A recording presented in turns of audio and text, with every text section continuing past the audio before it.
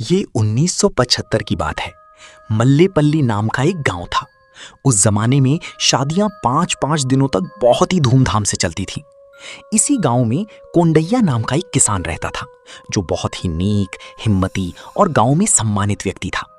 उसकी एक बेटी सुशीला और एक छोटा बेटा था। कोंडैया का सपना था कि वो अपनी बेटी की शादी बहुत ही भव्य तरीके से करे। शादी तय हो चुकी थी और सिर्फ 10 दिन बचे थे। शादी में कोई कमी ना रहे, इसलिए कोंडैया अपने पूरे परिवार के साथ अपनी कुलदेवी येल्लम्मा माता के मंदिर गया। उसने प्रार्थना की कि उसकी बेटी की शादी बिना किसी रुकावट की पूरी हो जाए। कोंडैया हमेशा माता येल्लम्मा का एक लॉकेट अपने गले में पहनता था और उसे विश्वास था कि माता हर कदम पर उसकी रक्षा करेंगी। शादी में कुछ ही दिन बचे थे और दावत के लिए बकरियां लानी थी।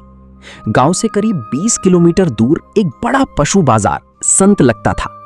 कोंडैया ने अपने 2 बचपन के दोस्तों रामुलू और सत्तैया को अपने साथ चलने को कहा, ताकि वे शादी की दावत के लिए 6 अच्छी और हष्ट-पुष्ट बकरियां ला सकें। वे तीनों बाजार पहुंच गए और उन्होंने 6 तगड़ी बकरियां खरीद लीं।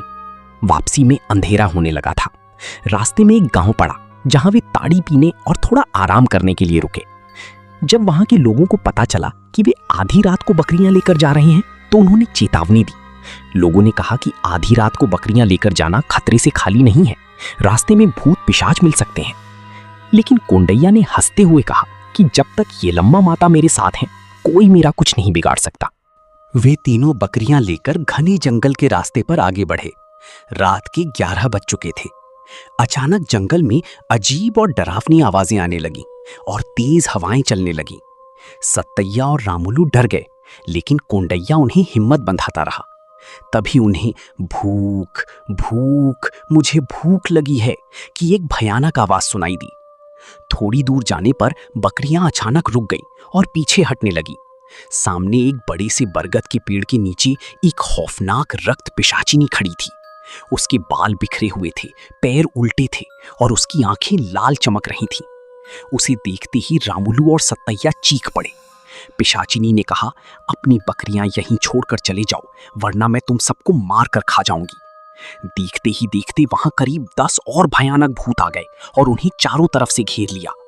कोंडैया को कुछ समझ नहीं आ रहा था। तभी उसे माता येल्लम्मा की याद आई।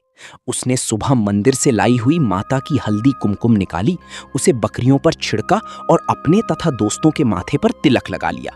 उसने जोर से माता येल्लम्मा को पुकारा और रक्षा की गुहार लगाई। जैसे ही भूतों ने बकरियों पर हमला करने की कोशिश की, उन 6 बकरियों के अंदर से आग की लपटें निकलने लगी। बकरियां उनके चारों ओर एक सुरक्षा चक्र बनाकर खड़ी हो गईं। बकरियों ने अपनी सींगों से भूतों को मार मार कर पीछे धकेल दिया।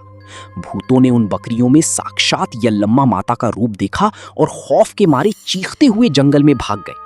कोंडैया और उसके दोस्तों ने माता को हाथ जोड़कर धन्यवाद किया। वे जल्दी से जंगल पार करके पास के एक छोटे से गांव में पहुंचे और रात वहीं बिताई। अगली सुबह वे सुरक्षित अपने गांव मल्लेपल्ली पहुंच गए। गांव वालों ने जब ये कहानी सुनी तो सबने यही कहा कि साक्षात माता येल्लम्मा ने तुम्हारी जान बचाई है। शादी से पहले कोंडैया ने माता येल्लम्मा की भव्य पूजा की और अपनी बेटी सुशीला की शादी बहुत ही धूमधाम से संपन्न की। तो दोस्तों, ये थी आज की रोंगटे खड़े कर देने वाली कहानी। अब आप मुझे कमेंट्स में ये बताइए कि अगर कोंडैया की जगह आप उस घने जंगल में होते और आपका सामना उस रक्त पिशाचिनी से होता, तो आप क्या करते? आपकी जान कौन बचाता? मुझे आपके जवाब का इंतजार रहेगा।